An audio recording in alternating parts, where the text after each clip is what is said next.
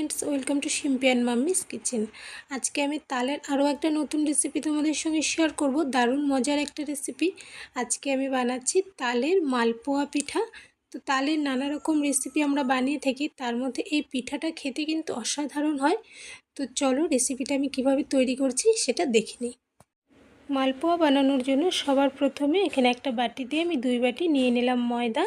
Same बाटी दिए आमी निये निलाम 1 बाटी सुजी एर मध्य। एर संगे एर मध्येও सेम बाटीटा दिए निয়েছি 1 बाटी चिनी। चिनिटा तोमादेर टेस्ट अनुयायी तोमरा कम बेशी करे निते पारबे, तबे এই চিনিটা কিন্তু পারফেক্ট ছিল।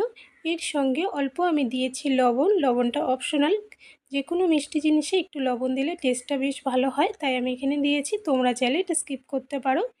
এর সঙ্গে এখানে আমি অল্প মৌরি দিয়ে দিলাম, এটাও অপশনাল, তোমরা পছন্দ করলে দেবে, নয়তো এটা বাদ দিয়ে দিতে পারো। সঙ্গে কয়েকটা এলাচের দানা দিয়েছি, দিয়ে ভালো করে সব কিছুকে মিশিয়ে নিচ্ছি। সব কিছুকে খুব ভালো করে মিশিয়ে নিয়ে এর মধ্যে আমি দিয়ে দিচ্ছি তালের পাল্প। এখানে দেখো একটা বাটি দিয়ে 1 বাটি তালের পাল্প নিয়ে রেখেছিলাম, সেটা আমি দিয়ে দিয়েছি। দিয়ে ওই বাটিটা দিয়ে 1 বাটি দিয়ে দিলাম জল। এবার এই সব কিছুকে একসঙ্গে খুব ভালো করে মিশিয়ে নিচ্ছি। আর এর মধ্যে কিন্তু আরও জল লাগবে, তবে এটা ভালো করে একটু মিশিয়ে নিয়ে তারপর এর মধ্যে আমি জল অ্যাড করব আবারও।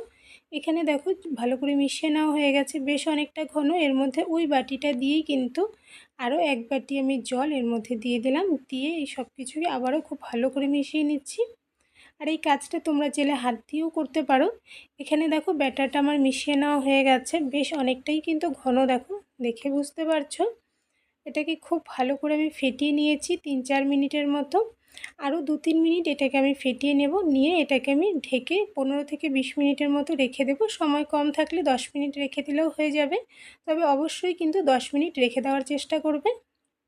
এদিকে দেখো 15 মিনিট হয়ে গেছে, এটাকে আমি ঢাকা দিয়ে রেখেছিলাম। এবার ঢাকনাটা খুলে এটাকে আবারও একটু মিশিয়ে নিচ্ছি।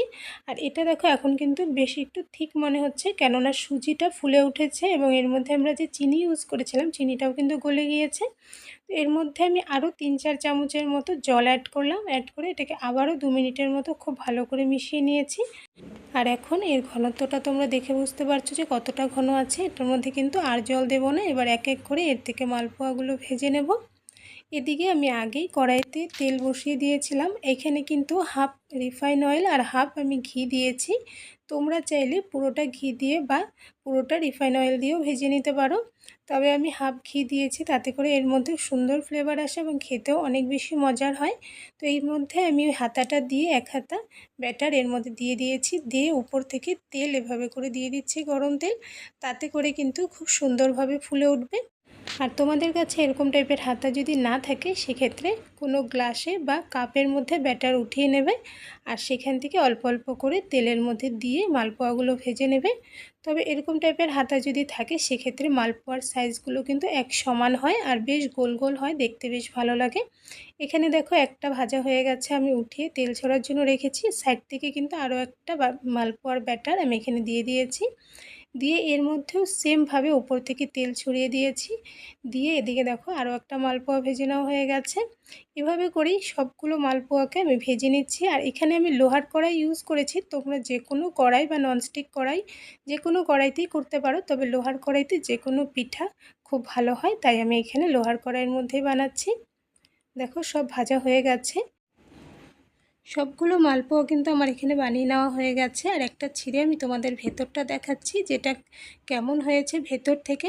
দেখো এই মালপোয়াগুলো কিন্তু অনেক সফট হয়, আর ভেতরটা দেখেছো কত সুন্দর জালি জালি হয়েছে।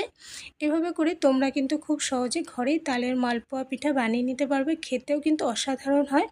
আর রেসিপি কেমন লাগলো অবশ্যই কমেন্টস করে জানিও। যদি রেসিপি ভালো লাগে তাহলে লাইক করো, শেয়ার করো বন্ধুবান্ধবদের সঙ্গে।